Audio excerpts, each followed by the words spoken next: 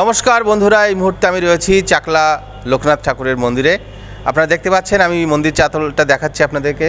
এখানে প্রতিটা স্তম্ভে ভগবান শিবের মূর্তি, এখানে প্রতিটি স্তম্ভে রয়েছে 3-4টি করে বিভিন্ন দৃশ্য আপনারা দেখতে পাচ্ছেন। এখানে ক্যামেরাম্যানকে দেখাতে বলবো একটু ফোকাস করে। ভগবান শিবের সেই উদ্দাম নৃত্য, প্রলয় নৃত্য এখানে প্রস্ফুটিত হয়েছে বিভিন্ন ভাস্কর্যে। প্রতিটি স্তম্ভে এখানে অন্তত 7-8টি স্তম্ভ আমাদের চোখে পড়ছে, তার বেশি প্রায় 9-10টি স্তম্ভ দেখতে পাচ্ছেন। প্রতিটি স্তম্ভেই ভগবান শিবের মূর্তি রয়েছে এবং তার সেই প্রলয় নৃত্য যাকে বলা হয় তাণ্ডব, সেটা ফুটে উঠেছে। এবং মন্দিরের সামগ্রিক পরিবেশটা একটি অসাধারণ নৈসর্গিক স্বর্গীয় পরিবেশ এবং শ্বেতপাথরের এখানে চাতাল এবং সামগ্রিক উপরের কাঠামোটাও একটি অসাধারণ দৃষ্টিনন্দন পরিবেশ এবং স্থাপত্যর নিদর্শন। এটি চাকলায় আছে। চাকলা অর্থাৎ আপনার দেগঙ্গা থানার অন্তর্গত চাকলা। আপনারা চাইলে কলকাতা থেকে মাত্র 1 ঘন্টা রাস্তা আসতেই পারেন টাকি রোড ধরে যে কোনো সময়। এই যে দেখতে পাচ্ছেন যে এখানে স্বয়ং লোকনাথ ঠাকুর, যিনি রনে বনে জঙ্গলে সকলকে রক্ষা করেন, তিনি এখানে অধিষ্ঠাতা আছেন। তার মূর্তি ভিতরে এবং বাইরে দেখতে পাচ্ছেন। এখানে একটা সুন্দর পরিবেশ এবং বহু ভক্ত আসেন। আমি এই মুহূর্তে সন্ধ্যার সময় এসেছি, সেই জন্য এখানে ভক্তের সংখ্যা অনেক কম এই মুহূর্তে। কিন্তু অন্য সময় এখানে তিল ধারণের জায়গা থাকে না। ভিতরে ফটো বা ক্যামেরা ভিডিও করা নিষিদ্ধ, সেই জন্য আমি ভিতরে দেখাতে পারছি না আপনাদেরকে, কিন্তু বাইরে থেকেই আমি আপনাদেরকে দেখাবো যতটা দেখাতে পারি। এই মুহূর্তে সামনে একদম মন্দিরের সামনে চলে আসছে। এই মুহূর্তে আমি সামনে দেখতে পাচ্ছেন এখানে 2টি বৃষ বা গাভী রয়েছে। এখানে দুদিকে 2টো বৃষ বা গাভী রয়েছে এবং একটা সুন্দর পরিবেশ, একদম সেই প্রাচীন যুগের সেই মন্দিরের যে আদলে তৈরি হয়েছে এই লোকনাথ ঠাকুরের মন্দিরটি। সত্যি অসাধারণ একটি দৃষ্টিনন্দন পরিবেশ। আপনারা যে কেউ আসতে পারেন এখানে এসে। আচ্ছা, একজন দাদাকে দেখতে পাচ্ছি। দাদা, একটু যদি কথা বলি। দাদা, আপনার একটু কোথা থেকে আসছেন? আমরা দমদম থেকে আসছি। তো কেমন লাগছে এখানে এসে বলুন? ভালোই তো লাগছে, ভালোই লাগছে। আচ্ছা, বহু বছর পর আসা। আচ্ছা, তো প্রায় কি আসা হয় এখানে? না, বহু বছর পর আসা। আমার ছোট্টবেলায় একবার এসেছিলাম বাবার সাথে। বহু বছর পর আসা। ধন্যবাদ। তো হ্যাঁ, আপনার নাম? নাম সাগরময় বিশ্বাস। সাগর থেকে পাহাড় সমস্ত জায়গার মানুষ এখানে এসছেন এবং তারা উপলব্ধি করছেন এই সুন্দর একটা নৈসর্গিক পরিবেশ। সেখানে তাদের আত্মার শান্তি তারা লাভ করছেন। এবং ঠাকুর লোকনাথ ব্রহ্মচারী তিনি বলেছেন যে রনে বনে জঙ্গলে যেখানেই বিপদে পড়িবে আমাকে স্মরণ করিবে। তাই তার স্মরণে সকলে আসছেন। এবং এখানে দেখুন, যেহেতু পশুপতি, শিব হচ্ছেন পশুপতি, সেই জন্য দুটি বৃষ এখানে দেখাতে বলবো। 2টি বৃষ এখানে রয়েছে দুদিকেই।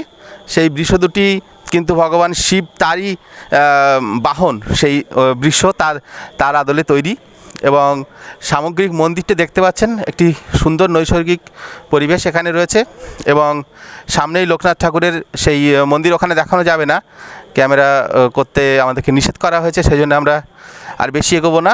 মোটামুটি দূর থেকে আপনাদেরকে দেখানোর চেষ্টা করছি। ভক্তদের বসার জন্য এখানে একটি জায়গা রয়েছে। ভক্তদেরকে এখানে বসতে দেওয়া হয়, তারা বিশ্রাম করেন। সেই পরিবেশটা এখানে রয়েছে।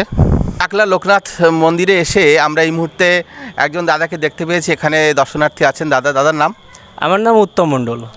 তো দাদা, এখানে আপনি এসছেন কোথা থেকে এসছেন? আমি বাংলাদেশ থেকে খুলনা থেকে এসেছি দেখতে পাচ্ছেন যে ভারতের বাইরেও আন্তর্জাতিক একটা পরিচিতি কিন্তু আছে এই মন্দিরের। তো দাদা, এসে কেমন লাগছে? কতদিন এখানে এসছেন বা আপনার অভিজ্ঞতাটা একটু যদি বলেন, শেয়ার করেন আমাদের সঙ্গে।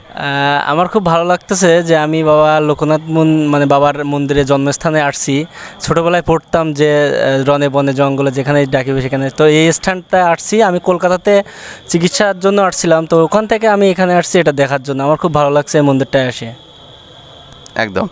তো দেখতে পাচ্ছেন যে অসংখ্য দর্শনার্থী তারা এসছেন, তাদের ভালোবাসা বাবার প্রতি, লোকনাথের প্রতি। আর লোকনাথ এমনই একজন সাধক, তিনি সর্বধর্ম সমন্বয়ের কথা বলতেন।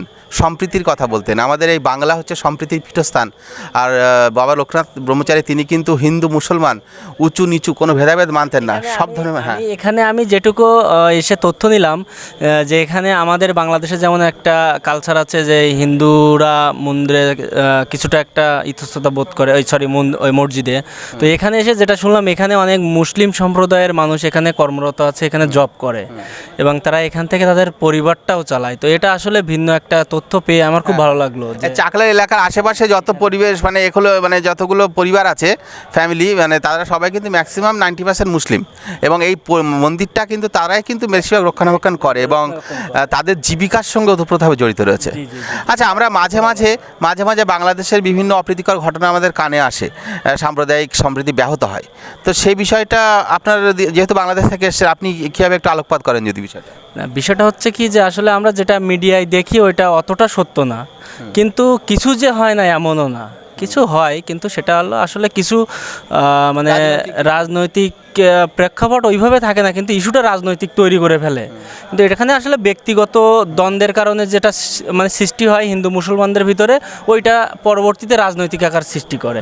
কিন্তু বর্তমান সরকার এসে অনেকটা নিয়ন্ত্রণে আছে। মানে শেখ হাসিনার প্রতি আপনারা অনেকটা বিশ্বাস রাখছেন? অনেকটা বিশ্বাস রাখছি, যেহেতু আমরা খুলনার মানুষ অনেক শান্তিপ্রিয় আছি।